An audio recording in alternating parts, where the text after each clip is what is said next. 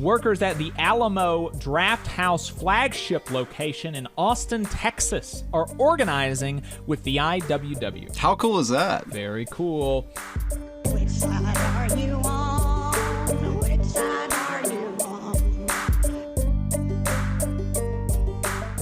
Every week we try to do this segment. Last week in Southern Labor, Jonah Furman writes a newsletter, Who Gets the Bird? You can read it at whogetsthebird.substack.com, where he compiles everything that happens across the United States as it relates to labor. So we're talking new organizing, we're talking bargaining updates, we're talking strikes. Of course, it's not totally exhaustive because nothing like this can be, but it's incredibly exhaustive. So much good information is packed into this newsletter that he sends out every week. He didn't get to it last week, so this is actually something like the last 2 weeks in Southern Labor, so there's a lot to get to. And I always love seeing Alabama in the newsletter, and Alabama did show up in the newsletter this time, and it shows up more often than you might think. Alabama does, so that's always great. So let's go ahead and get to it. In new organizing, in the last 2 weeks, 968 more workers across 33 Starbucks shops, including roasteries in New York and Seattle, filed for election, including stores in the South in San Antonio, Texas, Jacksonville, Florida, 2 stores in Tallahassee, Florida, Roanoke, Virginia, Midlothian, Virginia, and 3 stores in Richmond, Virginia, Raleigh, North Carolina, and Atlanta, Georgia. Wow. The South is showing up. That's right. In the Starbucks campaign. That's great. Amazing. 82 car haulers for Carvana, based in Blue Mound, Texas, are organizing with Teamsters Local 745. 54 drivers for U.S. Foods out of Charlotte, North Carolina, are organizing with Teamsters Local 71. 16 workers at BMR Janitorial in Austin, Texas, are organizing with ATU Local 1091.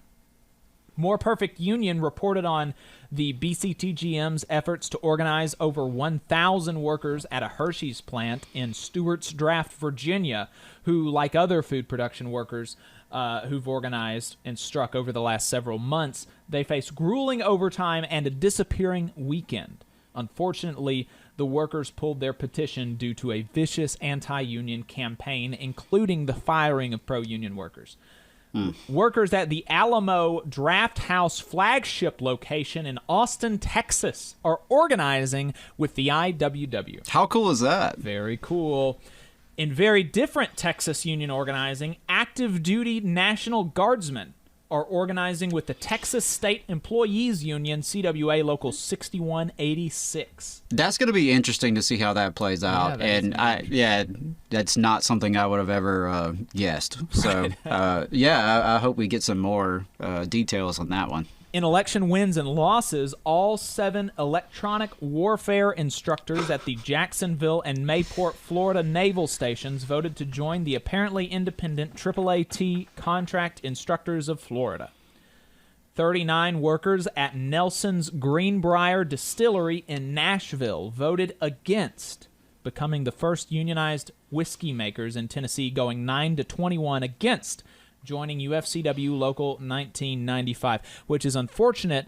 Again, this was the result of a vicious anti-union campaign where more than 80% of the bargaining unit signed cards at the beginning of this campaign. Wow. And they were able to the company was able to flip the votes 9-21 against joining UFCW 1995. Just terrible, terrible news coming out of that. Really unfortunate. If you want to read more about the campaign, though, Kim Kelly wrote about it for The Nation. You can search, Tennessee Whiskey, Kim Kelly, The Nation. It'll probably come up. I don't know the title of the article. Read it a while ago. In strikes and bargaining, the UMWA strikers at Warrior Met went to Washington a couple weeks ago with a Senate Budget Committee hearing highlighting how private equity has played a role in the nearly year-long strike of over 1,000 metallurgical coal miners in Brookwood, Alabama. We did a deep dive on that last week. Shout out to Bernie for using his chairmanship Yes. to host that hearing. That's a good use of actually having a little bit of power. A couple dozen barbers on military bases in Virginia apparently won their strike, which started in July, against the military haircut contractor, which raised prices but lowered the barbers' cut. The barbers are members of the Laborers International Union of North America. 60 school bus drivers in St. Tammany Parish, Louisiana, joined the ongoing rolling strike wave in that industry with a sick-out, hoping to win a raise. National negotiations between the steelworkers and several large oil companies covering 30,000 workers continue on a rolling 24-hour contract extension having expired February the 1st. So normally what would happen is you would have the contract expire and then you would go on strike. But the bargaining committee or the international unions have decided to do a rolling 24-hour, so like day by day, the contract is extending. So very, kind of tedious negotiations going on there. Those steelworkers rallied outside of Marathon's corporate headquarters in Findlay, Ohio last week.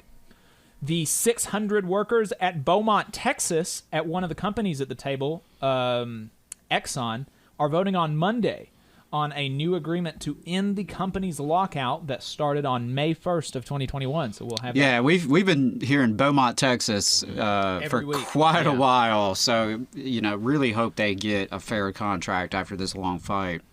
AFGE Local 131 rallied with veterans outside of the Tuscaloosa, Alabama VA Medical Center in protest of poor working conditions. The ongoing MLB lockout looks increasingly likely to delay the start of the season and has already delayed the start of spring training games. I think that we have seen a lot of support for the MLB players in this fight, so that's good. Good to hear. The owners make too much money, and a lot of the players make too little money.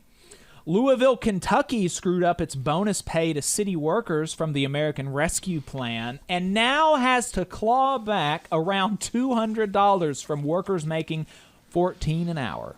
And the unions are pissed. As would, who wouldn't be pissed? Right. And I've seen that personally where, I'll never forget working with a custodian who apparently was slightly overpaid for a couple years. And payroll finally discovered this accident, and of course it's public funds. They are obligated by law to claw it back. But what they did to this poor lady was decide all at once, without any prior advance notice, oh yeah, we've overpaid you for 2 years. We're going to take it, what took 24 checks to do, we're going to take out all in one check. Wow. And this is a person who, as a custodian was not making enough on this one job to even survive. So, absolutely insane. God, yeah. So that story really, resonates with me and brings up some memories, and really hope they're able to negotiate a way to do that as painless as possible. Yeah.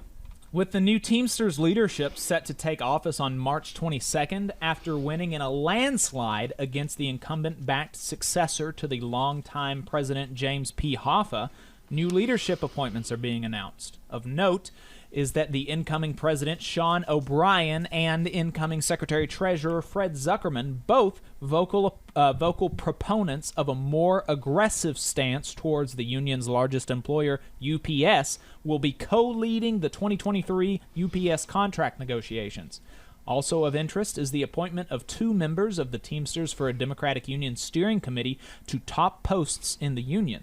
A new organizing director as well as heads of the warehouse, car haul, and freight division directors were named as well. Nice. Yes, very nice. Yeah, so that's it. That's what happened in the last 2 weeks in Southern labor. If you want to see what happened across the United States in the labor movement as it relates to working people, you have got to subscribe to whogetsthebird.substack.com.